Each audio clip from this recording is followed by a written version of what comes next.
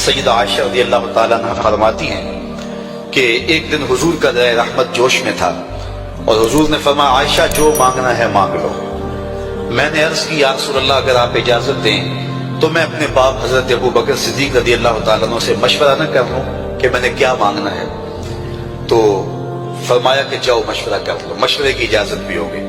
میں اپنے والد گرامی کی خدمت میں حاضر ہوئی اور کہا کہ دریائے رحمت جوش میں ہے اور رحمت کا باڑا برس رہا ہے۔ حضور نے فرمایا عائشہ جو مانگنا ہے مانگ لو، یہ اتنا سنہری موقع ہاتھ آیا ہے تو میں چاہتی ہوں کہ کوئی مانگوں تو اہم شے مانگوں۔ تو آپ کی خدمت میں حضور سے اجازت پا کے حاضر ہوئی ہوں، مجھے بتایا جائے کہ میں حضور سے کیا مانگوں تاکہ کوئی چھوٹی چیز نہ مانگوں، بڑی چیز مانگوں۔ تو حضرت ابو بکر رضی اللہ تعالیٰ عنہ نے فرمایا کہ بیٹا حضور سے جا کے کہنا کہ معراج کی خلوت خاص میں اللہ نے آپ سے جو راز کی باتیں کی تھی ان باتوں میں سے ایک بات بتا دو۔ مانگا بھی تو علم مانگا، اور عائشہ میرے سے وعدہ کرو جو حضور بتائیں مجھے بھی آگے بتانا ہے۔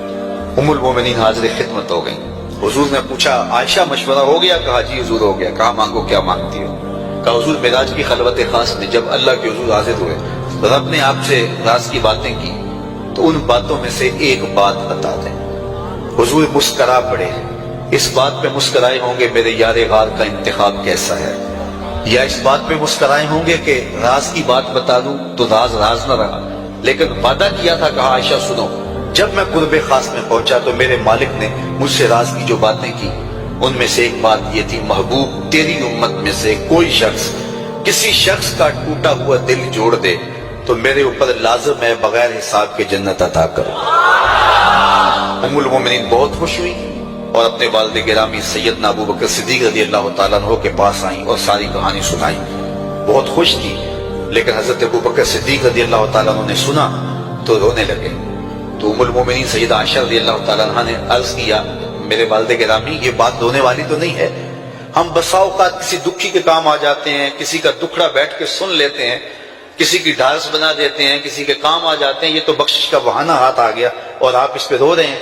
تو فرمانے لگے عائشہ اس کو معکوس بھی پڑھو، تصویر کا دوسرا رخ بھی دیکھو، اگر کوئی شخص کسی کا ٹوٹا ہوا دل جوڑ دے تو بغیر حساب کے جنت میں جائے گا، اس کا دوسرا رخ یہ ہے اگر کوئی کسی کا دل توڑ بیٹھے تو سیدھا جہنم میں جائے گا۔ میں اس بات پہ رو رہا ہوں کہ ہم سے کسی کا دل نہ ٹوٹ گیا ہو۔ تو آج کی اس مجلس کے اندر کیا یہ دو باتیں میں اور آپ اپنے پلے باندھ سکتے ہیں؟ ایک کا تعلق حقوق العباد سے ہے اور ایک کا تعلق حقوق اللہ سے ہے۔ حقوق اللہ میں سب سے اہم چیز نماز ہے، اور پہلا سوال قیامت کے دن نماز کا ہی ہوگا۔ بلکہ حضور نے معراج میں جو مختلف مظاہرے دیکھے ان میں ایک چیز یہ بھی دیکھی، کچھ لوگوں کے سر پتھر سے کچلے جا رہے تھے، پھر صحیح ہو جاتے، پھر کچلے جاتے۔ جبریل سے پوچھا یہ کون لوگ ہیں؟ تو کہا آپ کی امت کے یہ لوگ وہ لوگ ہیں کہ جن کے سر نماز سے باری رہتے تھے۔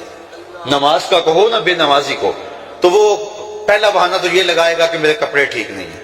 میرے بزرگ فرمایا کرتے تھے تیرے کپڑے کیسے پاک ہو سکتے ہیں؟